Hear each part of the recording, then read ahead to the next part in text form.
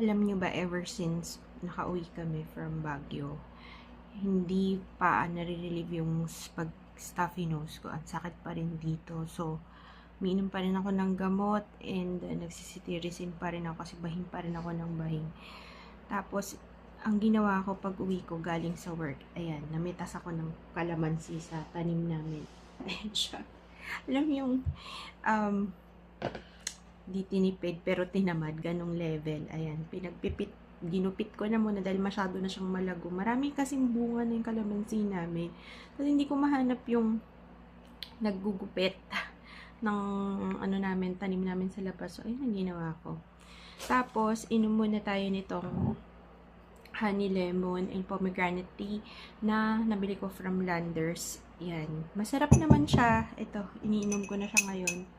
Meron siyang something, kasi yung pomegranate, yung lime, kainin ko na lang to.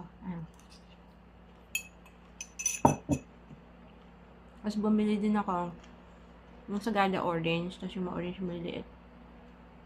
Lahat na ng citrus, kainin natin kasi para gumaling tayo agad. Kaya, mag-vitamins kayo, kumain kayo ng prutas at gulay kasi bawal magkasakit. Mahirap magkasakit. Yun lang.